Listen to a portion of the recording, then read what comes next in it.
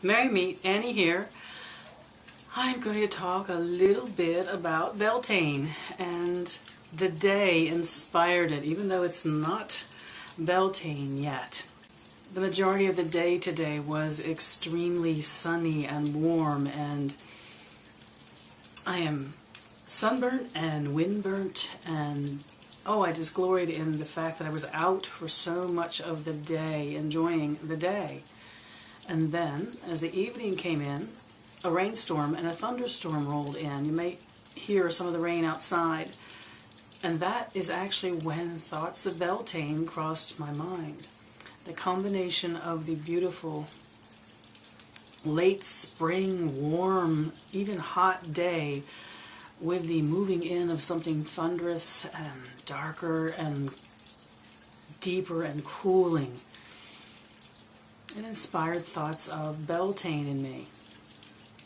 So I'll live for a few minutes in the Beltane of the day as I experienced it, which is everything vibrant and green and growing, and the feeling of things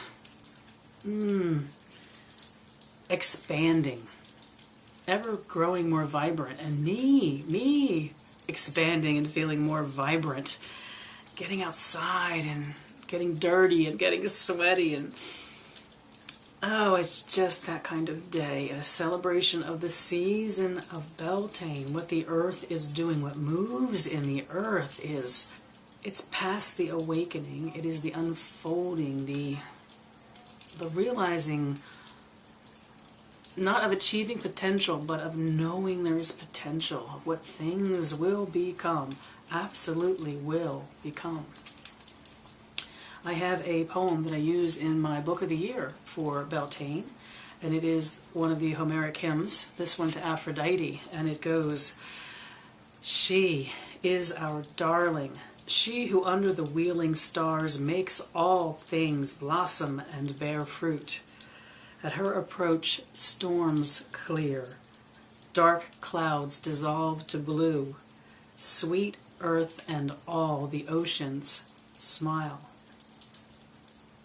And her light dances, brilliant, through the flourishing world." The season of Beltane is about that flourishing. Things are moving, things are happening, there is activity. The land itself and moves us, inspires us, gets us off of our feet, in some ways gets us dancing and breathing, and just breathing it in and offering it up in praise. So the land, the season of Beltane, I love that hymn. It just reflects how it feels, the power, even the majesty of that kind of beauty. It's about feeling our animalness.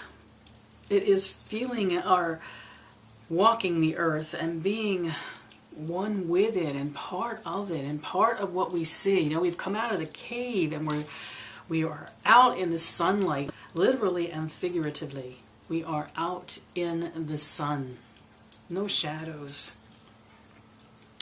If we turn to the shadows, we turn to the shadows, as I was reminded walking in my yard today. If we turn to the shadows in the Beltane season, it is because we welcome them. The coolness and the darkness is a refreshment. It doesn't feel like a withdrawal so much as it feels like a cool blessing, stepping out of the sun and into the refreshing aspect of shadow. And you know it, I'm going to say it, it's my favorite holiday. I love Beltane. It is about the first pedicure of spring to me. Luxuriate in our physical essence, who we are. It is, the special way holding your child feels in your arms when you realize that flesh-to-flesh bond, that feeling of holding him or her closely. It's the relationship you have when you are holding your pet, scratching their ears, touching them in some way which you are aware that it is your body and their body, and the animalness of both of you. Beauty of your existence as an entity of earth. It's about reveling. It is about letting yourself feel everything, using every one of your senses to immerse yourself in everything you can experience. There is nothing about the season of Beltane which is withdrawal. It is all very projecting and touching and feeling and smelling and tasting and listening and everything that is external. It's no longer about this closed up internal kind of flow to the year. It's about sex. For those of us who have partners, for those of us who are watching this who are mature adults of age and have partners, it is about understanding the gift that our partners' bodies are when we are with them. It is two bodies experiencing each other fully and becoming one. But Beltane reminds us not to overanalyze it. Beltane reminds us, feel it, go with it, experience it, dive into it, celebrate it. Oh, I love Beltane. I actually think I love it more as I've aged. When I was young, I took for granted things like reveling in my body or my lover's body or the absolute physical joys of being physical, whether it was walking or running or working, using my body to work. I took all those things for granted. And when Beltane comes around at this point in my life, as an older person, I am reminded that all that's still in me.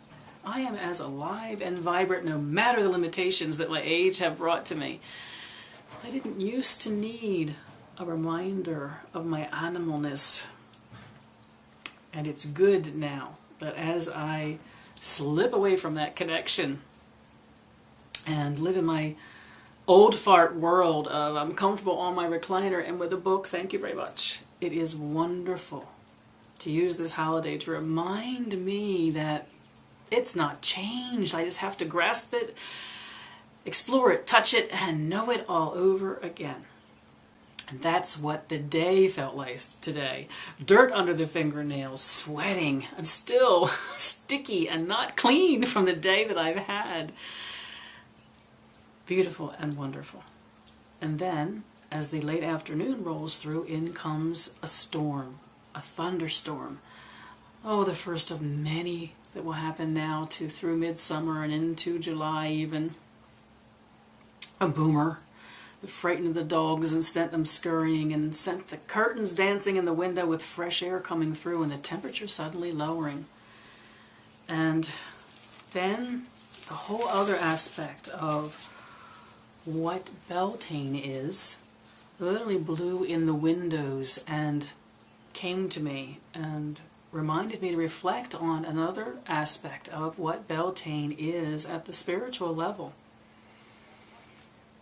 Goddess asked God to come to her at this time of the year, and he was more than willing to come to her. He is at the height and the glory of his rut, and he is so interested in coming to her.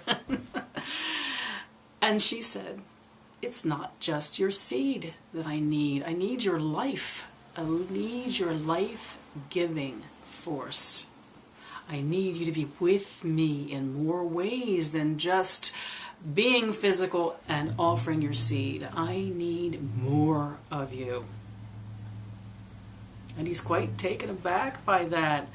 He kind of liked the deal they had. It was a good arrangement. He was Lord of the Greenwood and free and frolicking and experiencing his earthly nature all of the time, independent. The proud, proud stag. And she is saying, it's been good. Thank you very much. I have enjoyed our time together, but I want more. And what I want is not the physical. It is what you can bring me. And he is quite set back by that. And the wheel of the year story at this